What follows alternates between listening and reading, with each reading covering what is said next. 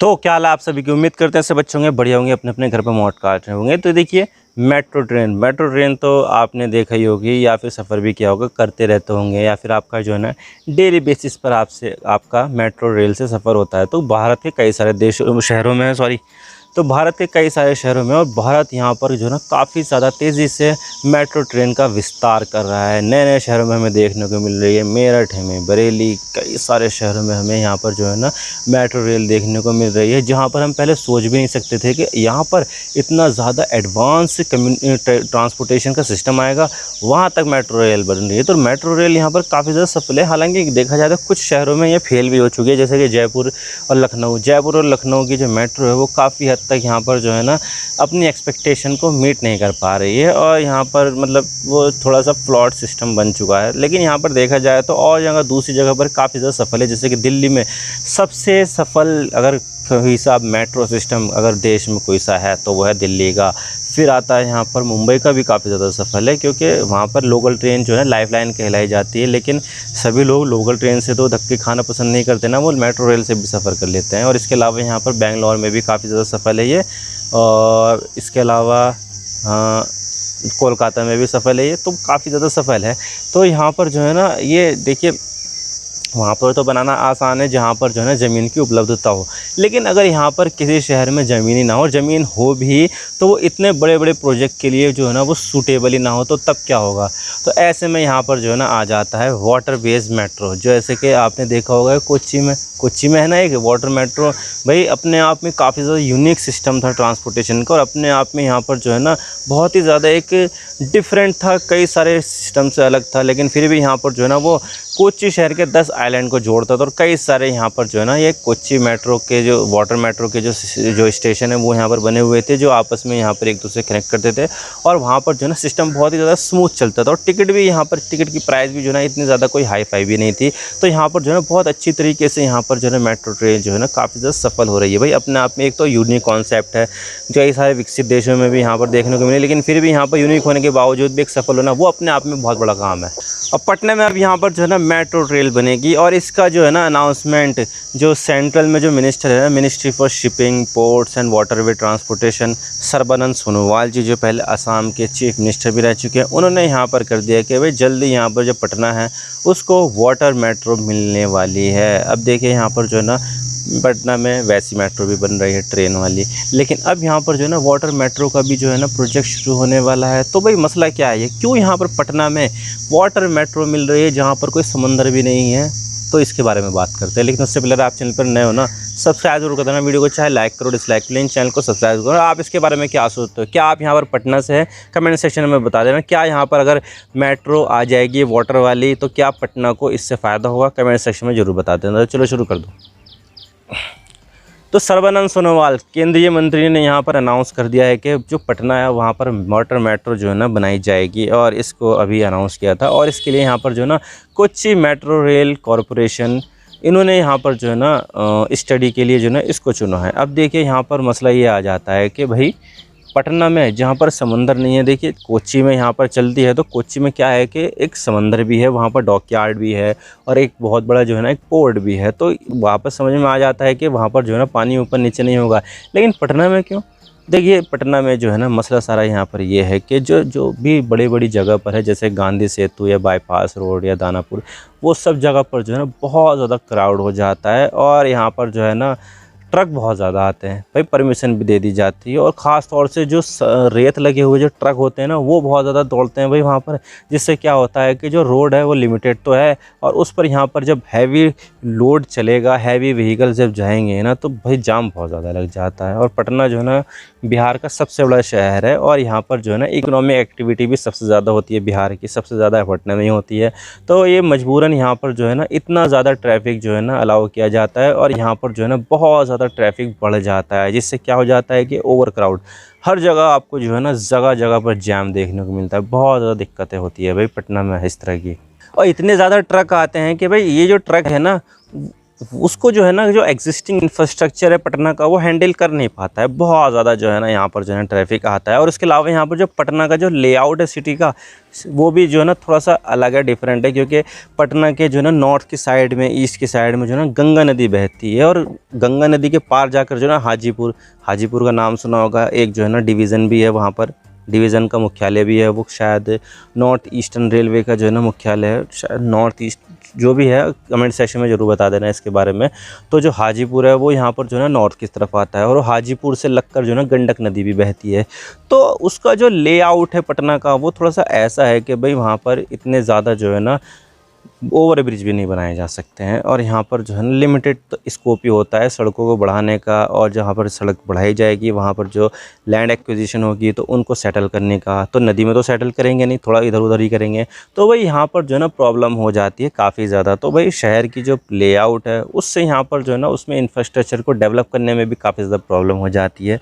तो ये बहुत ज़्यादा समस्या है। एक तो यहाँ पर भाई ट्रक जो है ना बहुत ज़्यादा जाते हैं, ख़ास तौर से जो है ना रेत वाले, वो बहुत ज़्यादा जाते हैं, इससे ट्रैफिक जाम हो जाता है। और इसका जो इंफ्रास्ट्रक्चर है पटना शहर का, वो इतना बड़ा है ही नहीं कि इतने ज़्यादा ट्रैफिक को वो हैंडल कर सके। और तीसरा यहाँ पर उसका जो लेआउट है पटना का, वो थोड़ा सा जो है ना डिफरेंट है, और वहाँ पर इतना ज़्यादा जो है ना विकास की संभावना दिखती नहीं है। तो इस वजह से यहाँ पर जो है ना ज़रूरत महसूस हुई कि ऐसा यहाँ पर ट्रांसपोर्टेशन का मॉडल बनाया जाए जिससे यहाँ पर जो है ना वो यूनिक तो हो, लेकिन साथ ही हम यहाँ पर जो पहले से ही चीज़ें चलती हुई आ रही उसी का ही हम इस्तेमाल कर सके।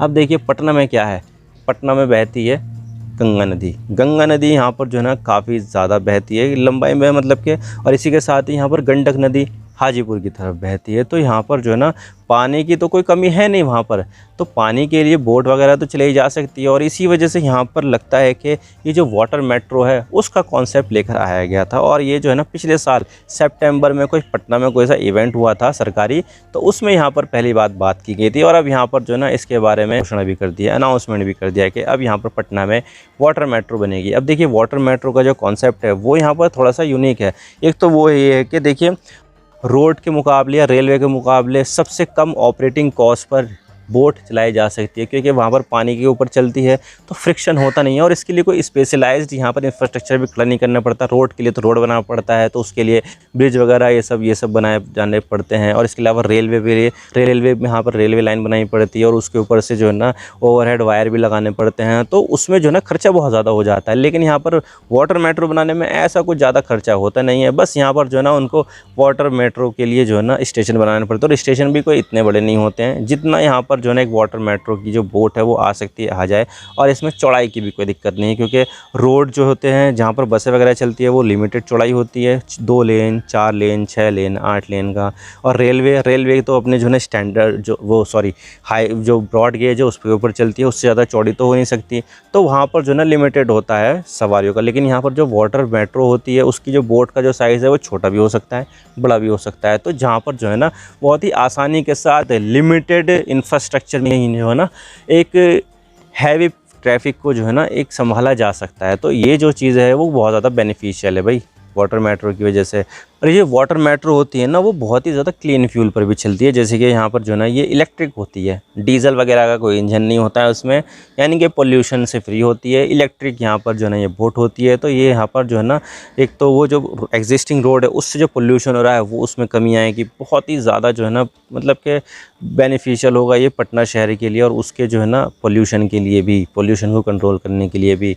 और साथ ही यहाँ पर उसका जो है ना खर्चा कम होगा, तो भाई उसका जो किराया है वो भी यहाँ पर कम ही होगा। अभी बता रहे हैं कि 20 रुपये 30 रुपये, अभी उनको कुछ भी बोलने दो, क्योंकि अभी तक तो यहाँ पर बनी नहीं है। जब बन जाएगी तो उसके बाद यहाँ पर उसका किराया डिसाइड होगा। लेकिन हाँ यहाँ पर जो है ना किराया जो होगा वो काफ़ी ज़्यादा कंपटीशन वाला होगा, और यहाँ पर इतना ज़्यादा कुछ होगा नहीं, क्योंकि ऑपरेटिंग कॉस्ट जो होती है उसका यहाँ पर कम होता है। और यहाँ पर जो है ना वो उसके लिए इंफ्रास्ट्रक्चर भी ज़्यादा खड़ा नहीं करना पड़ता, तो कम पैसों में यहाँ पर जो है ना एक बढ़िया सिस्टम बनाया जा सकता है। लेकिन उसके भी चैलेंजेस है, और वो ये है कि भाई वाटर लेवल का फ्लक्चुएशन। अब देखिए जो कोच्चि वाला है सिस्टम वो तो चलो ठीक है, समंदर का ही एक जो है ना पार्ट है, वो लेगून टाइप में जो है ना वो जो है ना लेक्स हैं, तो इतना ज़्यादा कोई ख़ास फ़र्क पड़ता नहीं है वहाँ पर। और यहाँ पर जो वाटर लेवल है कांस्टेंट रहता है। लेकिन यहाँ पर जो है ना समंदर तो है ही नहीं, पटना में गंगा नदी है। गंगा नदी का अगर आप देखोगे तो कहीं पर जो है ना पानी की धारा बह रही है, कहीं पर जो है ना रेत के टीले हैं, कहीं पर जो है ना घासें उग रही है, कहीं पर कुछ हो रहा है। तो यहाँ पर जो है ना फ्लक्चुएशन होता है उसकी जो है ना डेप्थ में। तो क्या होता है उससे जो पानी है वो कम भी होता है, ज़्यादा भी होता है। आपको तो पता है कि कोसी नदी वहाँ पर कितनी ज़्यादा बाढ़ आती है, पटना में भी बाढ़ आ जाती है कभी कभी, गंगा में।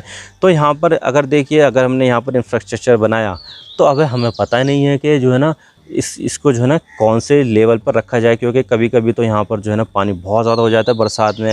लेकिन जब यहाँ पर बरसात निकल जाती है, गर्मी जब आ जाती है, तो पानी का जो लेवल है वो काफ़ी ज़्यादा गिर भी जाता है।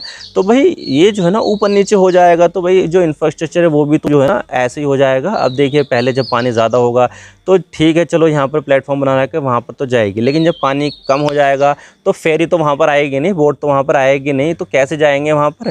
तो ये सब चीज़ें जो है ना देखनी पड़ेगी कि यहाँ पर क्या क्या किया जा सकता है। तो उसके लिए इंजीनियर जो है वो दिमाग चलाएंगे अपना और बनाएंगे कुछ ना कुछ जो है ना एडजस्टेबल सिस्टम। और इसके अलावा यहाँ पर सेडिमेंटेशन, भाई यहाँ पर जो है ना समंदर नहीं है, ये है नदी। नदियों में चलता है बहुत ज़्यादा रेत बहुत ज़्यादा आता है, मिट्टी बहुत ज़्यादा आती है। तो आसपास जो है ना काफ़ी ज़्यादा सेडिमेंटेशन होने की वजह से उसकी डेप्थ में भी जो है ना काफ़ी ज़्यादा गहराई भी हो सकती है, और जो है ना बहुत ज़्यादा जो है ना गहराई हो भी नहीं सकती है। तो ये चीज़ जो है ना ये देखनी पड़ेगी, क्योंकि जो बोट चलेगी वो ऐसा तो नहीं है कि भाई बस पानी के ऊपर लग के चलेगी। भाई पानी जहाँ पर लेवल है उससे थोड़ी सी जो है ना नीचे को भी तो जाएगी। तो ये भी चीज़ देखने वाली बात है कि यहाँ पर जो है सेडिमेंटेशन का वो क्या हुआ। और इसके अलावा यहाँ पर पहले से जो सिस्टम बना हुआ है फेरी वगैरह का, बोट का, तो वो इतना ज़्यादा कोई ख़ास है नहीं। तो उसके लिए यहाँ पर जो है ना बढ़िया सा सिस्टम बनाना पड़ेगा कि भाई जहाँ पर सभी यात्रियों की सुविधाएं के लिए एमिनिटीज़ दी जा सके। तो ये सब जो है ना चैलेंजेस है, लेकिन यहाँ पर चैलेंजेस के अलावा इसका जो बेनिफिट है वो भी काफ़ी ज़्यादा देखने को मिलेगा कि हमें यहाँ पर एक तो एनवायरमेंटल में जो है ना काफ़ी ज़्यादा प्रोग्रेस देखने को मिलेगी, पोल्यूशन इससे कम होगा, और इसके अलावा यहाँ पर जो है ना काफ़ी ज़्यादा एफिशिएंट भी होगा, ये इकोनॉमिकल भी होगा।